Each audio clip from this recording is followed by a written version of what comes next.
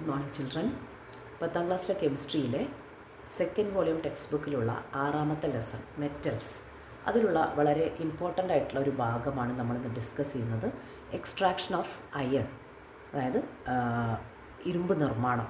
Iron എങ്ങനെയാണ് നമ്മൾ extract ചെയ്യുക എന്നുള്ളത്. അയൺ നമുക്കറിയാം, it is the second most abundant metal.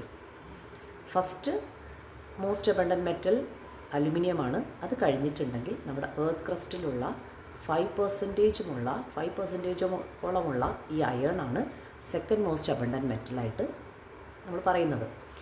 ഈ അയണ് എങ്ങനെയാണ് നമ്മൾ എക്സ്ട്രാക്ഷൻ നടത്തുന്നതെന്നാണ്. ഇങ്ങനെ ഒരു arrangement, it is A steel tower, blast furnace എന്നാണ് ഇതിനെ നമ്മൾ വിളിക്കാറുള്ളത്. ഈ ഒരു അറേഞ്ച്മെൻറ്റിൽ വെച്ചുകൊണ്ടാണ് നമ്മൾ അയൺ എക്സ്ട്രാക്റ്റ് ചെയ്യുക.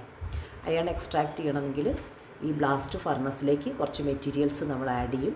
എന്നിട്ട് ഹോട്ട് ബ്ലാസ്റ്റ് ഓഫ് എയർ, അതായത് 1000s of degrees Celsius temperature താങ്ങാൻ കഴിവുള്ള വലിയ സ്റ്റീൽ ടാങ്കാണ് ബ്ലാസ്റ്റ് ഫർണസ് എന്ന് പറയുന്നത്. അപ്പോൾ ഇതിൻ്റെ അടിഭാഗത്ത് നിന്നും ഹോട്ട് ബ്ലാസ്റ്റ് ഓഫ് എയർ മുകളിലേക്ക് എത്തുന്നതിനനുസരിച്ച് നമ്മൾ ആഡ് ചെയ്യുന്ന മെറ്റീരിയൽസിനുണ്ടാവുന്ന കെമിക്കൽ ചേഞ്ച് വഴിയാണ് നമുക്ക് അയൺ പ്യൂരിഫൈ ചെയ്ത് കിട്ടുന്നത്. ഇനി എന്തെല്ലാം മെറ്റീരിയൽസാണ് നമ്മൾ ഈ ബ്ലാസ്റ്റ് ഫർണസിലേക്ക് ആഡ് ചെയ്ത് കൊടുക്കുന്നത്? Mixture of coke, limestone and hematite. Hematite എന്ന് പറഞ്ഞാൽ നമുക്കറിയാം അയണിൻ്റെ ഓറാണ് ഹെമറ്റൈറ്റ്. ആ ഹെമറ്റൈറ്റാണ് ഇവിടെ യൂസ് ചെയ്യുന്നത് ഓറായിട്ട്. പിന്നെ coke means carbon, and limestone means calcium carbonate. ഈ 3 കാര്യങ്ങളാണ് ബ്ലാസ്റ്റ് ഫർണസിലേക്ക് നമ്മൾ ആഡ് ചെയ്യുന്നത്. ഇത് ആഡ് ചെയ്യുന്ന സമയത്ത് ഇതിൽ നടക്കുന്ന കെമിക്കൽ റിയാക്ഷൻസ്, അതാണ് നമുക്കിനി നോക്കാനുള്ളത്. ഇവിടെ സംഭവിക്കുന്നത് ഒരു റിയാക്ഷൻ, നമ്മൾ കൊടുക്കുന്ന കോക്ക് എന്ന് പറയുന്നത് എന്ത് ചെയ്യുന്നു? കോക്ക് ആ ബ്ലാസ്റ്റ് ഓഫ് എയറിലുള്ള ഓക്സിജനുമായിട്ട് റിയാക്ട് ചെയ്യും. എന്നിട്ട് ആദ്യം കാർബൺ ഡൈ ഓക്സൈഡ് പ്രൊഡ്യൂസ് ചെയ്യും. കാർബൺ ഡൈ ഓക്സൈഡ് പ്രൊഡ്യൂസ് ചെയ്ത് കഴിഞ്ഞാൽ ഇതൊരു എക്സോതെർമിക് റിയാക്ഷനാണ്, കാരണം പ്ലസ് ഹീറ്റ് നമ്മൾ കാണുന്നുണ്ടല്ലോ അല്ലേ. ഇനി എന്ത് ചെയ്യും?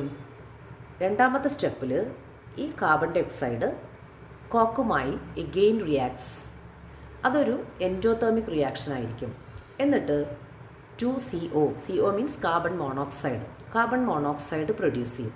അപ്പോൾ കോക്കിൻ്റെ ഫങ്ഷൻ അതാണ്, കാർബൺ മോണോക്സൈഡിനെ പ്രൊഡ്യൂസ് ചെയ്യുക എന്നുള്ളത്. കാർബൺ മോണോക്സൈഡാണ് ഇവിടെ റെഡ്യൂസിങ് ഏജൻ്റായിട്ട് വർക്ക് ചെയ്യുന്നത്. രണ്ടാമത്തെ കേസിൽ നമുക്ക് നോക്കാം.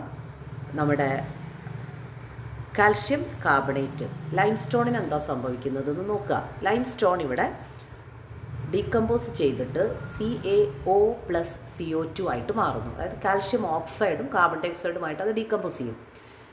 കാൽഷ്യം ഓക്സൈഡിന് നമുക്കിവിടെ എന്ത് യൂസാണുള്ളതെന്ന് നോക്കാം. കാൽഷ്യം ഓക്സൈഡ് ഫ്ലക്സ് ആയിട്ടാണ് നമ്മൾ അറിയപ്പെടുന്നത്. ഫ്ലക്സ് എന്ന് പറഞ്ഞിട്ടുണ്ടെങ്കിൽ എന്താണ്? ഫ്ലക്സ് എന്ന് പറഞ്ഞാൽ ഗ്യാങ്ങിനെ നീക്കം ചെയ്യാൻ വേണ്ടിയിട്ട് ഉപയോഗിക്കുന്ന സബ്സ്റ്റൻസിനെയാണ് ഫ്ലക്സ് എന്ന് വിളിക്കുക. Gang means the impurities present in the or. ഇവിടെ ഓർ ഹെമറ്റൈറ്റ് ആണ്. ഹെമറ്റൈറ്റ് ഓറിലുള്ള ഇംപ്യൂരിറ്റിയാണ് SiO2 എന്ന് പറയുന്ന ഗ്യാങ്, സിലിക്കൺ ഡയോക്സൈഡ്. ഈ സിലിക്കൺ ഡയോക്സൈഡുമായിട്ട് നമ്മുടെ ഫ്ലക്സായ CaO റിയാക്ട് ചെയ്യും. എന്നിട്ട് വലിയ ഗ്യാങ് ആയിട്ടുള്ള CaSiO3, കാൽഷ്യം സിലിക്കേറ്റ് എന്ന് പറയുന്ന സ്ലാഗ് പ്രൊഡ്യൂസ് ചെയ്യും. ഈ സ്ലാഗ് എന്ന് പറഞ്ഞിട്ടുണ്ടെങ്കിൽ നമുക്ക് കാണാൻ പറ്റും ഈ ബ്ലാസ്റ്റ് ഫർണസിൽ ഇവിടെ ഈ ചിത്രത്തിൽ സ്ലാഗ് റിമൂവ് ആവുന്നത് നമുക്ക് കാണാൻ പറ്റും. ഈ ഒരു വയലറ്റ് പോർഷൻ വരുന്ന ഈ ഭാഗമാണ് സ്ലാഗ് എന്ന് കാണിച്ചിരിക്കുന്നത്. അപ്പോൾ സ്ലാഗ് എന്ന് പറഞ്ഞാൽ വലിയ ഇംപ്യൂരിറ്റിയാണ്. എങ്ങനെയാണ് ഇത് ഉണ്ടാവുന്നത്? ഫ്ലക്സ് ഗ്യാങ്ങുമായിട്ട് റിയാക്ട് ചെയ്തിട്ടാണ് ഈ ഇംപ്യൂരിറ്റി ഉണ്ടാവുന്നത്. അപ്പോൾ ഈ ഫ്ലക്സ് ഉണ്ടാക്കാൻ വേണ്ടിയിട്ടാണ് നമ്മൾ എന്ത് ആഡ് ചെയ്ത് കൊടുക്കുന്നത്? CaCO3 ആഡ് ചെയ്ത് കൊടുക്കുന്നത്. CaCO3 ആഡ് ചെയ്യുമ്പോഴാണ് ഇവിടെ CaO പ്രൊഡ്യൂസ് ചെയ്യുന്നത്. CaO ആണ് നമ്മുടെ ഇവിടുത്തെ നമ്മളുടെ ഫ്ലക്സ് എന്ന് പറയുന്നത്. അപ്പോൾ ഫ്ലക്സും ഗ്യാങ്ങും കൂടി ചേർന്നാൽ സ്ലാഗ് പ്രൊഡ്യൂസ് ചെയ്യും. സ്ലാഗ് ഇംപ്യൂരിറ്റി ആയതുകൊണ്ട് അത് ബ്ലാസ്റ്റ് ഫർണസിൻ്റെ താഴ്ഭാഗത്തു കൂടെ റിമൂവ് ആവും. അപ്പോൾ നമ്മളുടെ ഓറിലുള്ള മെയിൻ ഗ്യാങ് നമുക്ക് ഒഴിവായി കിട്ടുകയാണ് ഈ ഒരു പ്രോസസ്സിലൂടെ. പിന്നീട് ഇവിടെ നടക്കുന്ന റിയാക്ഷനാണ് നമ്മളുടെ മെയിനായിട്ടുള്ള ഓറിൽ നടക്കുന്ന റിയാക്ഷൻ. നമ്മുടെ ഓർ ആരാണ്? ഇവിടുത്തെ ഓറാണ്. Fe2O3 ആണ് ഇനി ബാക്കിയുള്ളത്. നമ്മുടെ ഹെമറ്റൈറ്റിൽ ബാക്കിയുള്ളത് ഇതാണ്, Fe2O3. അതിൽ നിന്ന് ഓക്സിജൻ കൂടെ റിമൂവ് ആയി കഴിഞ്ഞാൽ നമുക്ക് പ്യുവറായിട്ടുള്ള അയൺ ലഭിക്കും. ആ ഓക്സിജനെ റിമൂവ് ചെയ്യാൻ വേണ്ടി ഇതിൽ ഉപയോഗിക്കുന്ന റെഡ്യൂസിങ് ഏജൻ്റാണ് CO എന്ന് പറയുന്ന കാർബൺ മോണോക്സൈഡ്. മേലെ നമ്മൾ പറഞ്ഞിരുന്നു കോക്ക് റെഡ്യൂസ് ചെയ്തിട്ട് കോക്കിൽ നിന്ന് ഫോം ചെയ്യുന്ന പ്രോഡക്റ്റാണ് CO എന്ന് പറയുന്നത്. കോക്ക് ഓക്സിജനുമായിട്ട് റിയാക്ട് ചെയ്തുണ്ടാകുന്ന പ്രോഡക്റ്റാണ് CO, കാർബൺ മോണോക്സൈഡ്. ഈ കാർബൺ മോണോക്സൈഡാണ് ഇവിടെ റെഡ്യൂസിങ് ഏജൻ്റായിട്ട് വർക്ക് ചെയ്യുന്നത്. എന്ന് പറഞ്ഞാൽ നമ്മളുടെ ഹെമറ്റൈറ്റിലുള്ള ഓക്സിജനെ റിമൂവ് ചെയ്യാൻ വേണ്ടിയിട്ട് ഈ CO ഉപയോഗിക്കുന്നു. അപ്പോൾ നമുക്ക് ലാസ്റ്റ് കിട്ടുന്ന പ്രോഡക്റ്റ് എന്താണ്? നമ്മുടെ പ്യുവറായിട്ടുള്ള Fe നമുക്ക് പ്രൊഡ്യൂസ് ചെയ്യാൻ പറ്റും, കൂടെ കാർബൺ ഡൈ ഓക്സൈഡും പ്രൊഡ്യൂസ് ചെയ്യും. ഈ ഒരു രീതിയിൽ ബ്ലാസ്റ്റ് ഫർണസിൽ നിന്ന് നമുക്ക് പ്യുവറായിട്ടുള്ള അയൺ ഉണ്ടാക്കാൻ വേണ്ടി സാധിക്കും. ഈ രീതിയിലാണ് നമ്മൾ അയണിൻ്റെ എക്സ്ട്രാക്ഷൻ നടത്തുന്നത്.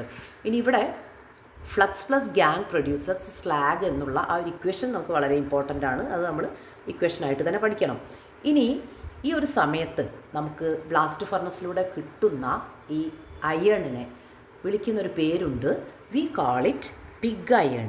എന്തുകൊണ്ടാണ് പിഗ് അയൺ എന്ന പേര് അതിന് നമ്മൾ വിളിക്കുന്നത് നോക്കാം. ഇത് നമ്മൾ വിചാരിക്കുന്ന പോലെ കംപ്ലീറ്റ് 100% Fe അല്ല ഇതിലടങ്ങിയിരിക്കുന്നത്. ഇതിൽ പിഗ് അയൺ എന്ന പേര് വരാൻ കാരണം ഇതിൽ 4% കാർബൺ ഉണ്ട്, അതുപോലെ small amounts of impurities like manganese, silicon, phosphorus, sulphur, ഇതൊക്കെ ഇതിലുണ്ട്. ഒരു 4% ഇമ്പ്യൂരിറ്റി ഇനിയും ഈ അയണിൽ അടങ്ങിയിട്ടുണ്ട്. അതുകൊണ്ട് നമ്മൾ ഇപ്പോൾ ഉണ്ടാകുന്ന ഈ അയണിനെ വിളിക്കുന്ന പേരാണ് പിഗ് അയൺ എന്നുള്ളത്. ഓക്കെ, ഈ രീതിയിലാണ് ബ്ലാസ്റ്റ് ഫർണസിലൂടെ നമുക്ക് അയണിനെ എക്സ്ട്രാക്ട് ചെയ്യാൻ പറ്റുന്നത്. Okay, thank you.